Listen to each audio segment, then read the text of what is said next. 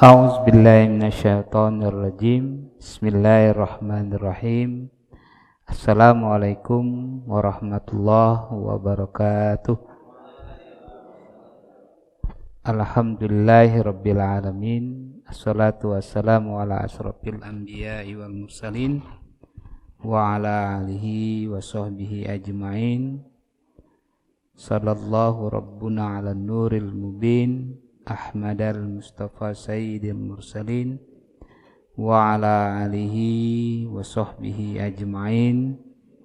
Rabbi shrahli sadri wa yassirli amri wahlul 'uqdatam min lisani yafqahu qawli. Rabbi zidni ilma warzuqni fahma. Amin ya rabbal alamin. Ibu-ibu, bapak-bapak, jamaah tadabbur Quran Masjid Al-Furqan yang dimuliakan oleh Allah, pada pagi hari yang cerah ini, mudah-mudahan Allah selalu memberikan kesehatan bagi kita semua, keluarga kita, dan selalu memberikan rezeki kepada kita dan keluarga kita. Amin ya rabbal alamin. Selawat beriring salam marilah kita haturkan kepada para nabi, wabil khusus Nabi Muhammad sallallahu alaihi wasallam. Allahumma sholli ala Muhammad wa ala ali Muhammad. Bapak Ibu jamaah tadabbur Quran Masjid Al-Furqan, pada kesempatan hari ini kami akan membahas tentang bahwa Allah ini sudah memberikan kenikmatan yang luar biasa kepada kita. Salah satunya adalah memberikan kenikmatan yang diberikan kepada kita untuk selalu taat kepadanya, sehingga kita diberikan namanya kebanyakan barakah hidup, sehingga diberikan pintu-pintu rezeki yang salah satunya dari perbuatan-perbuatan baik kita akan menghasilkan namanya pahala. Nah, Allah berfirman di surah Al-Baqarah ayat 103, A'udzubillahi minasyaitonirrajim. Bismillahirrahmanirrahim. Walau annahum amanu wattaqau lamasubatan min indallahi khair law kana ya'lamun. Sesungguhnya kalau mereka beriman dan bertakwa, niscaya mereka akan mendapatkan pahala, dan sesungguhnya pahala di sisi Allah adalah lebih baik kalau mereka mengetahuinya. Jadi kenikmatan yang sudah diberikan oleh Allah Subhanahu wa ta'ala, khususnya bagi orang yang beriman dan yang bertakwa, itu banyak hal yang harus kita lakukan. Nah, yang kami akan bahas itu adalah pahala yang mana orang yang sudah katakanlah meninggal atau wafat, berada di lubang kubur, dia tetap mengalir pahalanya. Ini diriwayatkan oleh hadisnya Anas. Qala Rasulullah sallallahu alaihi wasallam,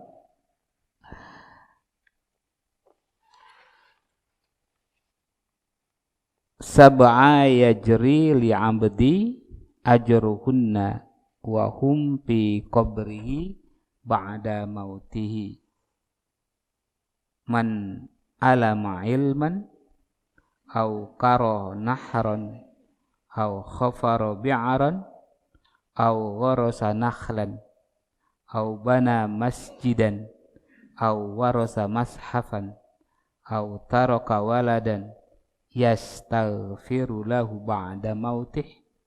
Rawahul Barzi wa Abu Naim wal Baihaqi. Jadi selaras dengan surah Al-Baqarah ayat 103 bahwa hadis yang diriwayatkan Anas ini juga memberikan pelajaran bagi kita betapa besarnya nikmat yang diberikan oleh Allah, walaupun orang yang sudah meninggal tetap diberikan pahala.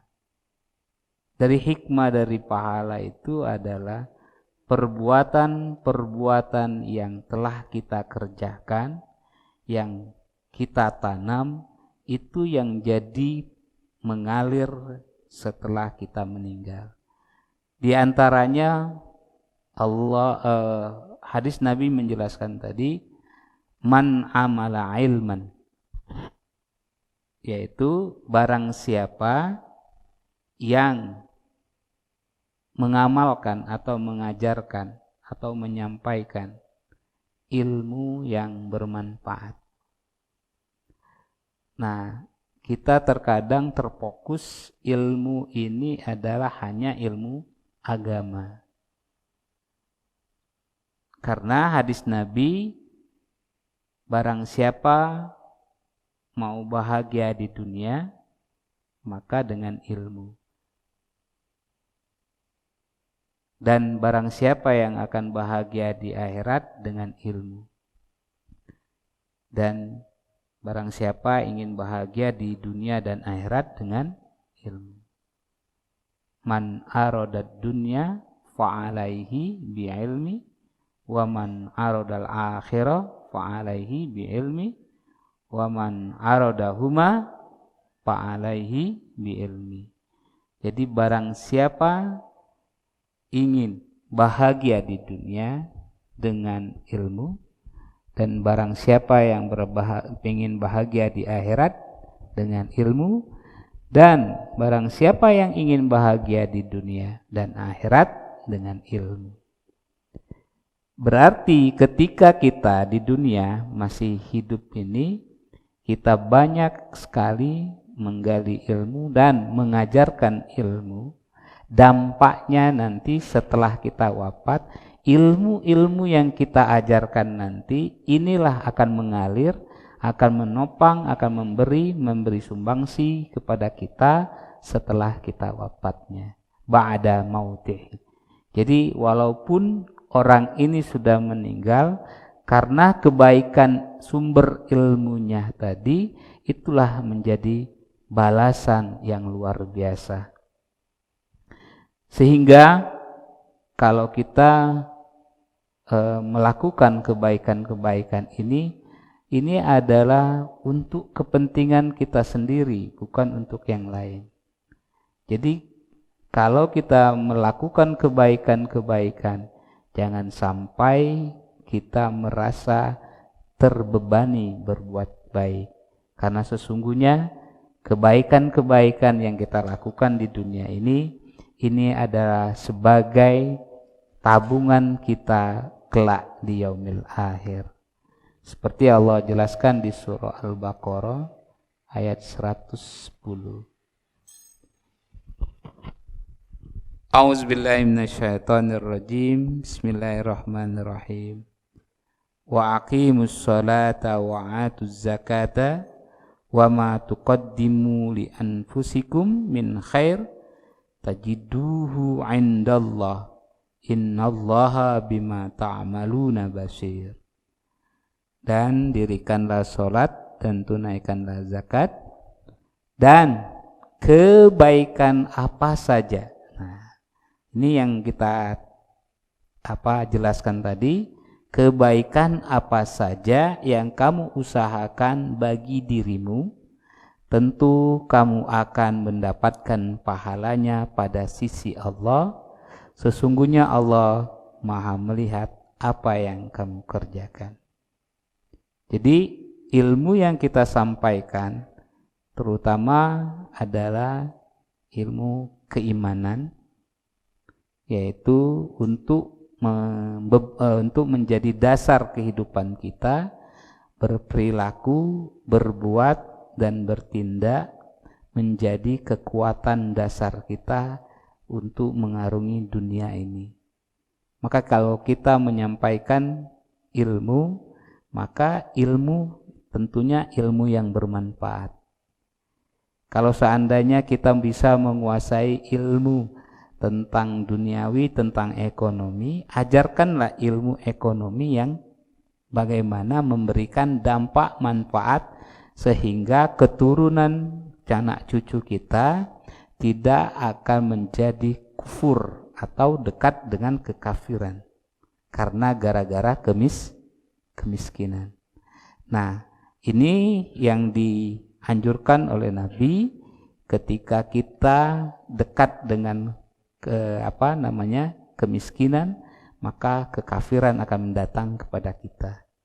Oleh karena itu, apa saja ilmu yang bermanfaat untuk anak cucu dan keturunan kita, yaitu agama maupun duniawi, dengan ilmu yang bermanfaat ini akan menjadi suksesi anak-anak cucu kita, dan anak cucu kita sukses itu dan pahalanya akan mengalir kepada kita sendiri.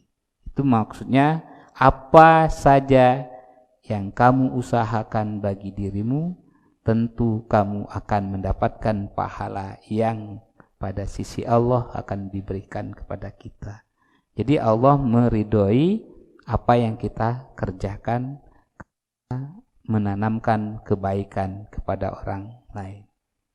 Itu yang pertama. Jadi sab'a amalan ba'da mautiha. Jadi 7 amalan setelah wafatnya manusia tetap man amala ilman. Jadi barang siapa yang mengamalkan ilmu yang bermanfaat. Yang kedua,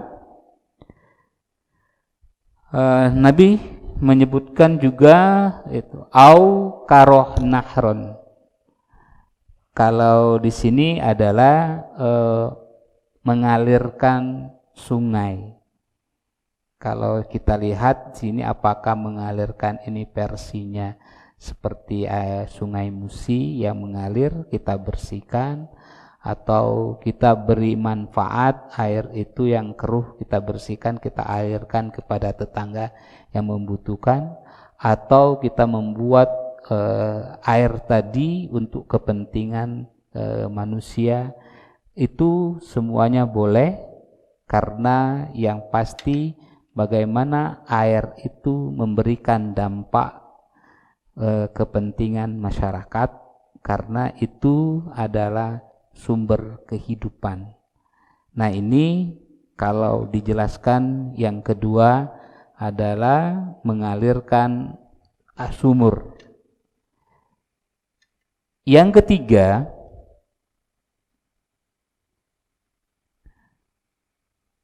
au hufra bi'aron. Selain mengalirkan sungai, ada namanya membuat sumur. Ya, membuat sumur. Jadi selama kita membuat sumur dan sumur itu diambil airnya, selalu dipakai untuk kebaikan, maka selama itu juga pahala yang akan mengalir kepada kita. Jadi 3 tadi sudah kita sebutkan, ilmu yang bermanfaat. Yang kedua mengalirkan air.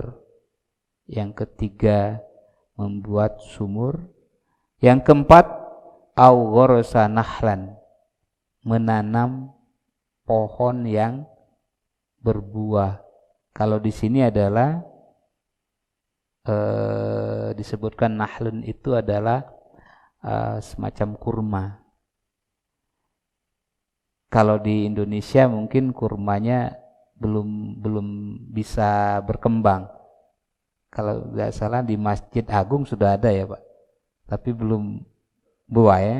Nah itu karena mungkin kontur buminya ya belum memadai.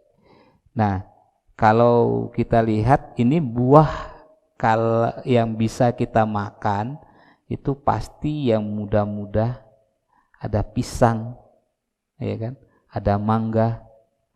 Nah, selama kita menanam itu dan bermanfaat bagi semua orang, itulah akan menjadi berkah. Jadi kalau bahasa orang Arab tuh, kamu menanam adalah hari ini, tapi hasilnya bukan untuk hari ini, tetapi hasilnya untuk kelak di hari akhir. Jadi ada seorang yang bertanya, berumur 80 tahun, ditanya oleh seorang anak muda, "Hai kakek, kenapa kamu menanam pohon yang belum tentu kamu bisa memakan buahnya?" Dia jawab, "Saya menanam ini adalah untuk anak cucu saya, biar mereka tidak kelaparan."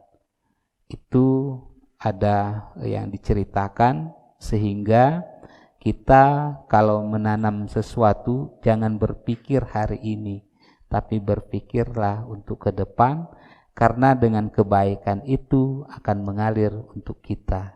Ini diajarkan tersirat dengan hadis-hadis yang lain. Lalu yang kelima, bana masjidan, yaitu membangun masjid. Nah, jadi salah satunya mungkin ya kita sudah gemar, orang Islam sudah gemar membangun masjid, tapi secara fisiknya. Mari kita tingkatkan membangun masjid ini adalah secara fungsinya. Karena masjid kalau tidak difungsikan untuk kebaikan, sama dengan kata hadis itu dengan kuburan. Karena apa? Tidak bertuan. Oleh karena itu, yuk kita ramaikan masjid, makmurkan masjid ini dengan salah satunya mentadaburi Al-Quran, dengan kegiatan-kegiatan sosial, dengan kegiatan-kegiatan ibadah yang lain, sehingga masjid itu bermanfaat bagi kepentingan maslahat umum. Dan salah satunya orang yang memberikan adalah bangunan, membangun secara fisik atau membangun secara kegiatan, ini jadi amal ibadah kita ternyata. Aubana masjidan, yaitu akan mengalir pahalanya nanti kelak di kemudian hari setelah kita wafat. Yang keenam adalah au warasa mashaban, yaitu mewarisi atau memberikan, mewakafkan mashab atau kalau di sini mushaf itu Quran. Ya. Jadi Al-Quran bagi yang sudah diberikan Al-Quran, yang sudah bisa baca Al-Quran. Terus kalau bagi untuk anak-anak, berikan tempat untuk belajar, namanya ngaji, dari Iqra bisa jadi, bisa juga TPQ, berikan tempat untuk mereka belajar Al-Quran itu. Ini adalah salah satu pahala yang luar biasa, akan diwarisi, ya, atau akan mewarisi kita kelak di yaumil akhir. Terus yang ke-7 terakhir adalah taraka waladan wa yastaghfiru lahu ba'da mautih. Ini kalau dari hadis yang lain itu adalah anak yang namanya waladan solehan, anak yang soleh. Anak yang soleh yang seperti apa? Yaitu yastaghfiru lahu ba'da mautih. Yaitu anak yang soleh itu ketika dia selalu mendoakan kedua orang tuanya. Jadi kita ajarin anak kita bagaimana anak-anak kita ini, bahwa jangan lupa mereka untuk mendoakan kedua orang tuanya. Salah satunya pasti biar tidak lupa, maka ada kegiatan namanya sholat. Pasti kalau dia tidak sholat, terkadang terlupa untuk berdoa, dirinya sendiri lupa, apalagi untuk kedua orang tua. Maka salah satu kegiatan diwajibkan rukun iman, rukun Islam, itu adalah untuk membuat kegiatan-kegiatan ini menjadi kebiasaan dalam kehidupan sehari-hari kita.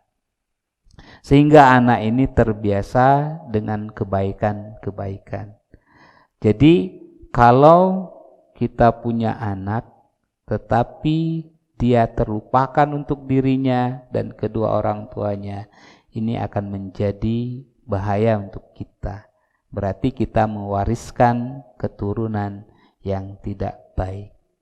Oleh karena itu, dari ketujuhnya, ini adalah berbicara pahala, maka kita akan berbicara tentang ayat-ayatnya Allah, bahwa pahala itu adalah yang memberikan Allah itu sendiri.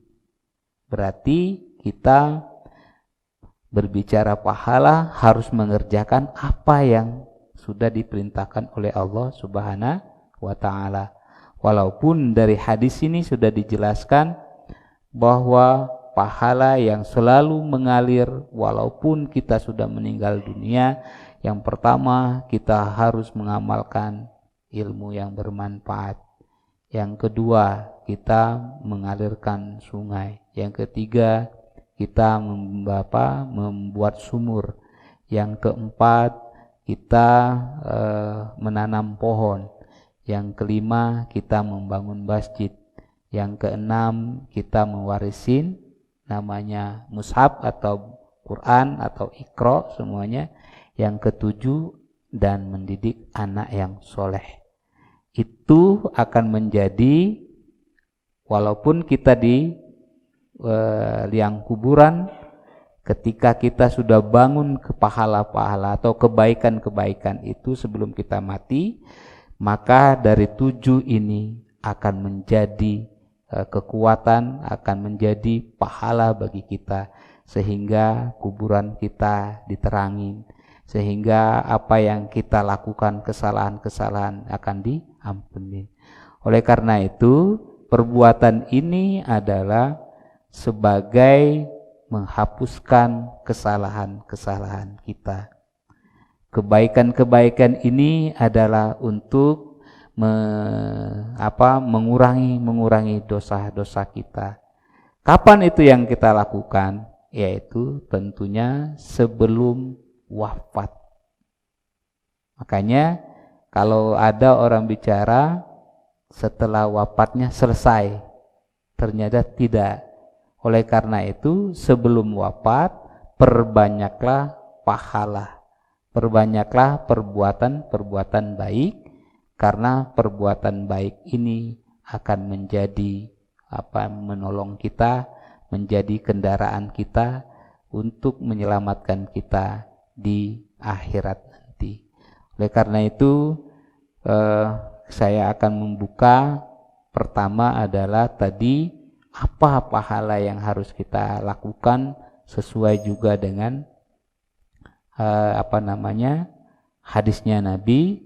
Yang pertama di surah kelima Al-Maidah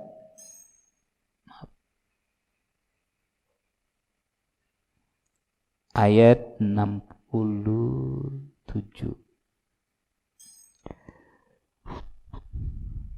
A'udzubillahi minasyaitonirrajim. Bismillahirrahmanirrahim. Ya ayyuhar rasul balligh ma unzila ilaika mir rabbik. Hai Rasul, sampaikanlah apa yang diturunkan kepadamu dari Tuhanmu.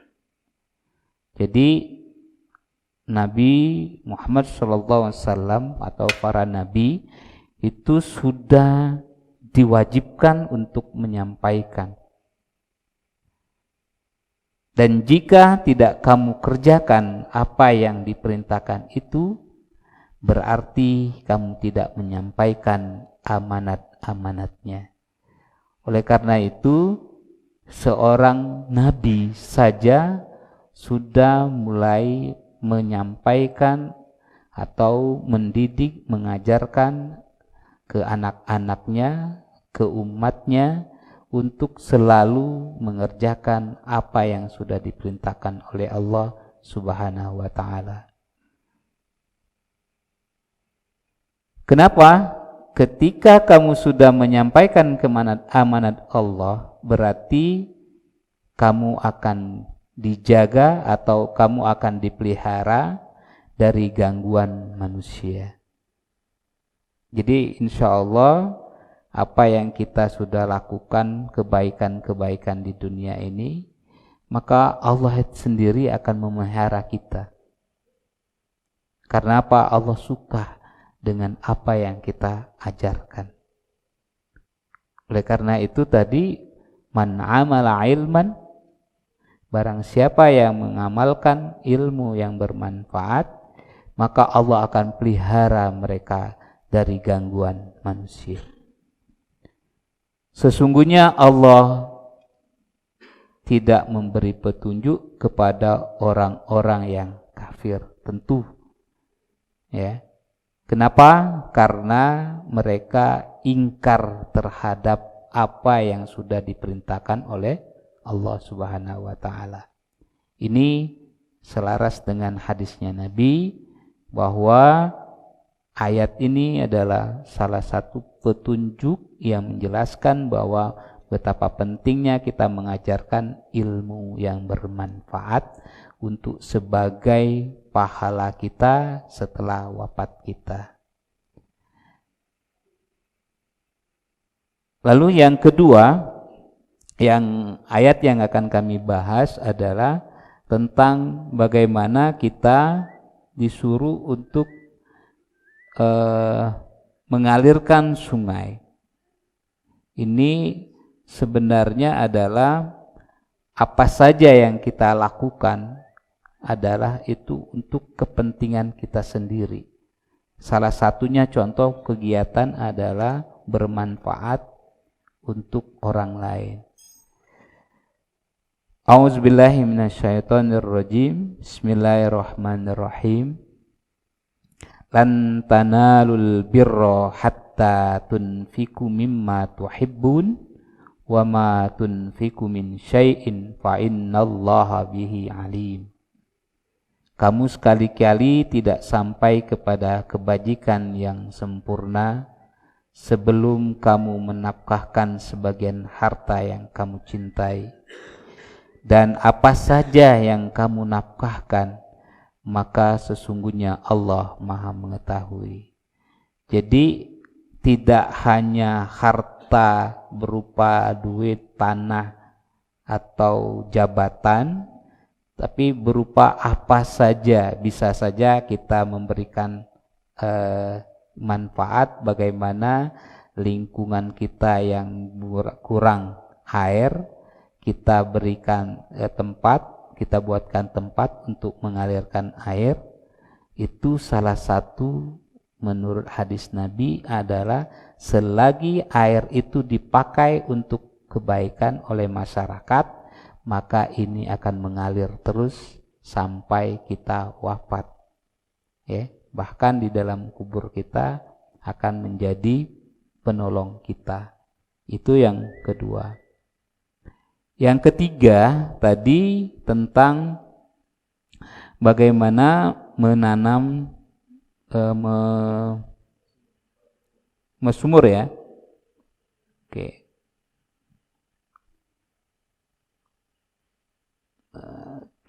Kita buka di surah 22 ayat 45.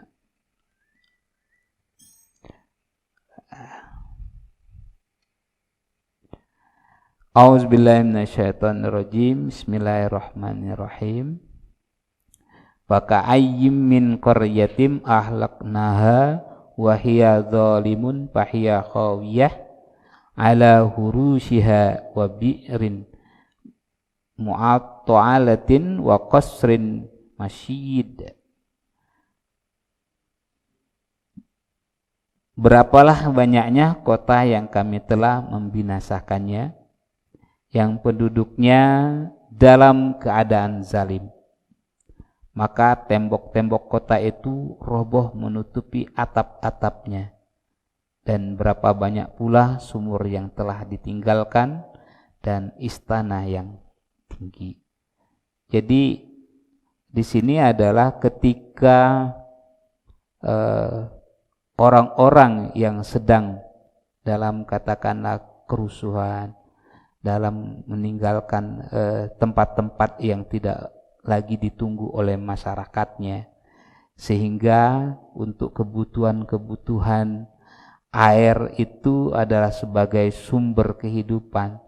Ketika kita membangunnya, memulai adalah sumber kehidupan, salah satunya ada sumur, maka tempat itu akan mulai ditunggui oleh masyarakat, dan masyarakat menggunakan sumur itu untuk menjadi tempat sumber kebaikan. Ini mencontohkan di mana kota yang dulu tinggal, kotanya megah tapi diazab oleh Allah, temboknya runtuh, ya, gedung-gedung yang tinggi hancur. Ini kotanya sepi karena bisa jadi menjadi sumber kezoliman di daerah tersebut. Oleh karena itu, kalau kita berada di sekeliling kita ada orang-orang yang sedang membutuhkan air tadi, adalah kita buat suatu sumur yang menjadikan tempat tampungan air, dialirkan untuk masyarakat ini sebagai tampungan dan sebagai sumber kehidupan sehari-harinya. Itu selama dipakai maka akan menjadi pahala kita. Yang keempat yaitu menanam pohon yang bermanfaat atau yang berbuah. Allah sebutkan di surah ke-6 ayat 141. A'udzubillahi minasyaitonirrajim. Bismillahirrahmanirrahim. Dan dialah yang menjadikan kebun-kebun yang berjunjung dan yang tidak berjunjung, pohon kurma, tanaman-tanaman yang bermacam-macam buahnya, zaitun dan delima yang berupa bentuk dan warnanya, dan tidak sama rasanya. Makanlah dari buahnya yang bermacam-macam itu bila dia berbuah, dan tunaikanlah haknya di hari memetik hasil dengan dikeluarkan zakatnya. Dan janganlah kamu berlebih-lebihan, sesungguhnya Allah tidak menyukai orang-orang yang berlebihan. Jadi ayat ini salah satu juga mengungkapkan bagaimana kita memberikan dampak, memberikan manfaat kepada orang-orang yang di sekeliling kita. Pohon itu bisa jadi yang produktif, ya, yaitu makanan-makanan yang mudah didapat di sekeliling kita. Dan bagi yang banyak menanam untuk bisnis, itu jangan lupa di dalamnya ternyata ada zakat. Nah, tunaikanlah haknya di hari memetik hasilnya dengan dikeluarkan zakatnya. Jadi kalau kita nanam, ada orang yang minta atau kita bagikan, itu menjadi pahala kita. Tapi kalau kita ada jual beli lalu tidak kita tunaikan, itu justru menjadi bukan pahala, menjadi dosa bagi kita karena memakan hak orang lain. Nah, ini yang kita gambarkan adalah bagaimana kita memberikan dampak positif atau sodako kita, yang mana bukan kita jual beli, tapi kita cuma menanam khusus untuk kepentingan masyarakat setempat atau untuk keluarga kita sendiri. Ini yang keempat ya. Yang kelima adalah memberikan warisan, yaitu bana masjidan atau membangun masjid. Jadi masjid itu kita bangun dengan dasar untuk memakmurkan. A'udzubillahi minasyaitonirrajim. Bismillahirrahmanirrahim. Innama ya'muru masajidallah man amana billahi wal yaumil akhir wa aqimis shalah wa ataz zakah wa lam yakhshan illallah fa asa ulaika ayyakunu minal muhtadin. Hanyalah yang memakmurkan masjid-masjid Allah ialah orang-orang yang beriman kepada Allah dan hari kemudian, serta tetap mendirikan sholat, menunaikan zakat, dan tidak takut kepada siapapun selain kepada Allah. Maka merekalah orang-orang yang diharapkan termasuk golongan-golongan yang mendapatkan petunjuk. Jadi kalau kita mendirikan masjid, mendirikan musola, itu tidak lain kita mengajak bagaimana menanamkan keyakinan kepada jamaah, menanamkan keyakinan kepada manusia bahwa kita tidak lain adalah untuk beriman kepada Allah, beriman kepada hari akhir, tetap mendirikan sholat, jangan lupa menunaikan zakat. Ini salah satu orang-orang yang akan diberikan berkah oleh Allah atau berikan petunjuk, walaupun nantinya kita sudah tiada atau kita berada di dalam kubur. Yang keenam adalah mewarisi atau memberikan Al-Quran tadi atau mushaf tadi, yaitu warasan mashafan, yaitu kita kembalikan di ayatnya di surah ketiga ayat 79.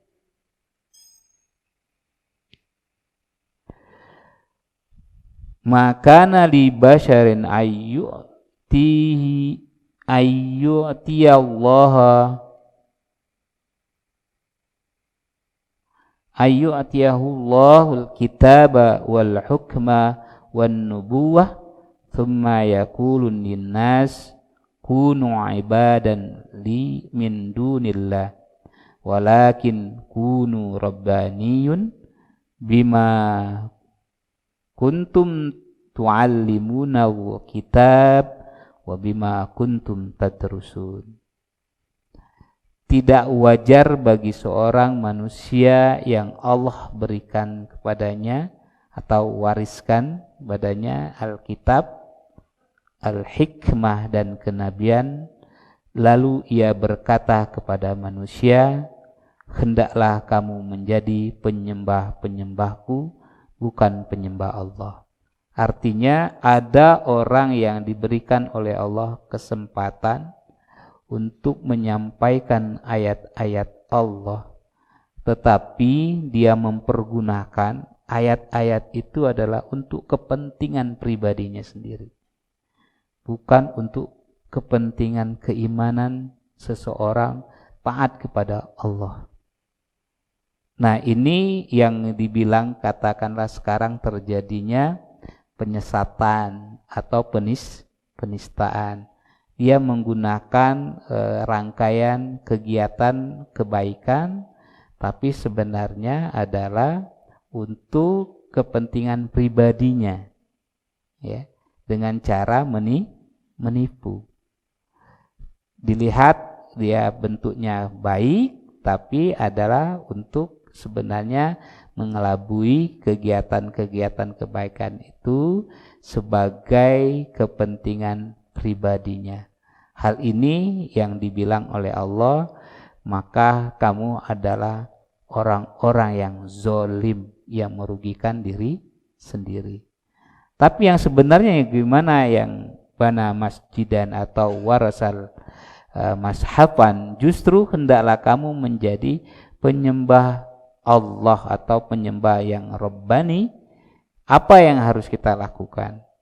Justru kamu yu'allimul kitab, kamu memberikan kitab, kamu mengajarkan kitab, kamu buka kegiatan majelis ta'lim, kamu membuka tadabbur Quran, kamu membuka ilmu-ilmu yang bermanfaat untuk kemaslahatan masyarakat, dan wafi kuntum tadrusun, dan kamu selalu tetap mempelajarinya.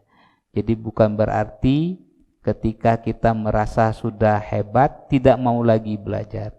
Justru yang paling baik itu, kata Allah, hendaklah kamu menjadi orang yang Rabbani, karena kamu selalu mengajarkan Alkitab dan selalu tetap mempelajarinya. Inilah menjadi orang-orang yang Rabbani atau warisan mashafan, orang-orang yang mewariskan kitab-kitab Allah, yaitu berupa ajaran dan berupa juga namanya pelajaran, bukan hanya bendahnya saja atau yang tertulis saja. Yang selanjutnya, yang terakhir, anak yang soleh dan yang mendoakan kedua orang tuanya. Tentunya kalau kita buka di surat 17 Al-Isra ayat 23 sampai 24 lah. A'udzubillahi minasyaitonirrajim. Bismillahirrahmanirrahim. Wa qada rabbuka 'alla ta'budu illa iyyahu wa bil walidaini ihsan. Dan Tuhanmu telah memerintahkan supaya kamu jangan menyembah selain Allah. Jadi tugas kita menanamkan ke anak-anak kita adalah bagaimana pertama memberikan pelajaran tauhid atau akidah, keyakinan terhadap anak kita, pondasi pertama. Kenapa? Karena kalau pertama sudah tidak benar pondasinya, nanti berdampaknya ke akhir. Maka Nabi pertama kali menanamkan kepada kita pendidikan pertama kepada anak, pendidikan namanya akhlak. Jadi akhlak itu akan bersumber dari ajaran namanya ketauhidan. Allah ta'budu syaitan. Kita perkenalkan ajaran-ajaran Islam itu sehingga dia akan menjadi pondasi hidup, mengarungi dengan kebaikan-kebaikan.